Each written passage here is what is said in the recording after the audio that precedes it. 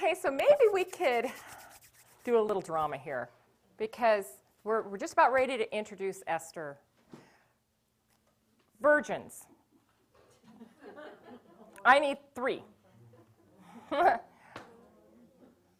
Corey, get me 3 gals. Just pick 3 ladies. Alexa, Heidi.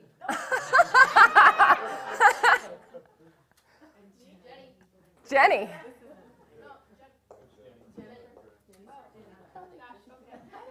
Yeah. What's up with this? 3 pretty virgins. Okay, they said go get pretty ones. Okay? So now they're making a judgment call on who's pretty and who isn't. You know? Go, Jenny. Go, Jenny. Do you know that you didn't know that you were going to be kidnapped?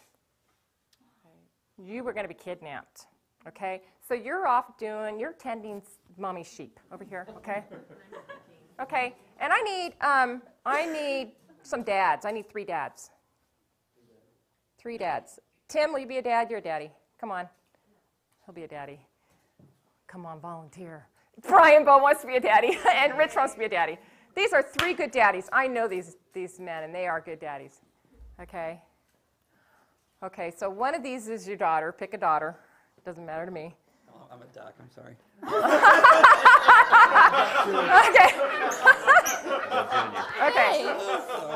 Okay. So in Jewish culture, the father was the protector of his virgin daughters. Okay? So whether these are Babylonian, Persian daddies, or Jewish daddies, it doesn't matter. I mean, I'll never forget Brian when he gave over our daughter's hands in marriage and almost ripped his heart apart. That was for marriage, and we loved these men that they married. Okay? We've got daddies here. You really should be getting a dowry, number 1. Okay? Number 2, they're all 13. And you haven't given, and they're betrothed. They've already been arranged. Okay? This one was going to marry her cousin. Okay? I just sold you down the river. Yeah. I need about 5 people to be the king's councilmen who come and abduct all the girls. 5 people. Come on, Jefferson. Now, you're tending sheep, you're washing dishes, and you're picking weed over here, okay? Yeah. And daddies, you're just at your houses or doing your work, and you don't know what's going on because when an edict goes out, it gets out on horses, and they didn't have cell phones. Okay? Okay, now you guys, you must imagine, do your acting, you must imagine that these big, hairy king's men are going to come and grab you. Okay? Come on, guys. I need some fierce warrior soldiers doing their job. So am I in danger? Nobody wants her. She's screaming. Scream, Elise. No, wait a minute.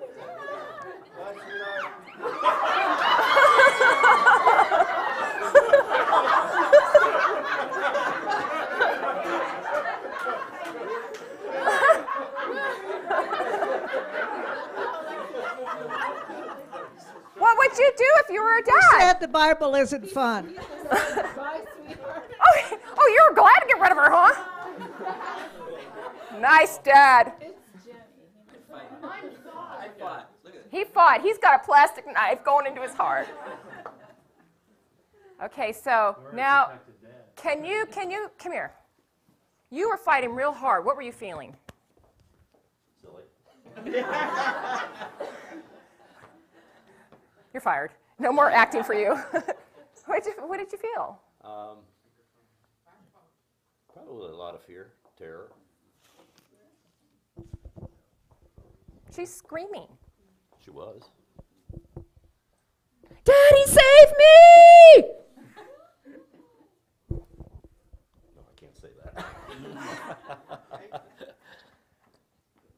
Think about your own daughters. Oh, I did. I know. He did. That was good. Brian?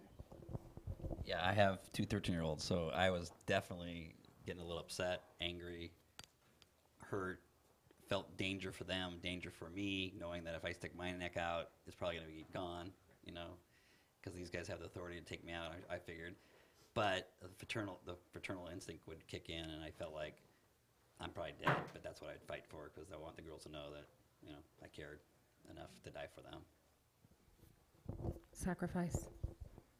Rich? Actually, here I just tried to figure out why he was taking her, but in the real world, I probably would have taken him out. I mean, irregardless. It wouldn't have been, if she's going to go, then I'm going with her.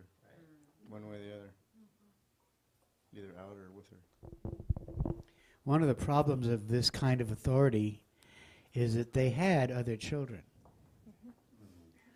And if they died defending their one virgin daughter, then the other 7 or 10 children would be left fatherless. Right. So there is a sort of a reason why they wouldn't fight too hard. Yep. So, remember how I said Mordecai was lodging at the palace? I don't believe Mordecai was at home when this happened. And I want you to know that in chapter 2, yeah, thank you very much.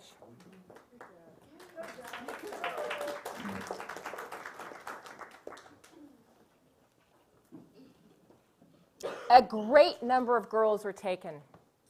There was a lot of grief and sorrow right here, right then. Nothing like building a bond when you've all been through something. Okay? Jane, Yeah. just for a second. One of the sort of mysterious parts of the story, Esther was not with Mordecai. So when she was taken, she wasn't identified as a Jewess. That's right. That's very important. That's very important. So what we have here is in chapter 2, verse 7, it says that Mordecai was bringing up a certain Hadassah, otherwise called Esther, his uncle's daughter. That makes him the cousin. Uncle's daughter makes him the cousin, okay? He's not the uncle. A lot of people confuse that. Who had lost both father and mother, so she was an orphan. The girl had a good figure and a beautiful face. And on the death of her parents, Mordecai had adopted her as his daughter, and there's a little C next to daughter. And if you go down and read your little C letter, it says he had brought her up to be his wife.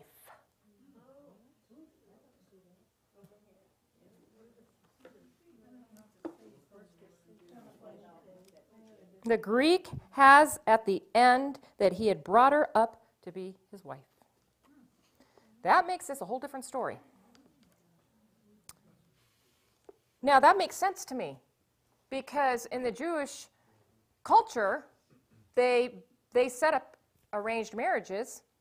Rebecca was a cousin of Isaac. And there's another cousin. I mean, even Sarah and Abraham were half brother and sister. So, Mordecai, I don't know what age Esther came to live with Mordecai, but Mordecai was being her guardian until the time that she was in her womanhood, and then she was going to be his wife. And she knew that. So she had an expectation that someday she would be married to Mordecai. And I'll tell you a little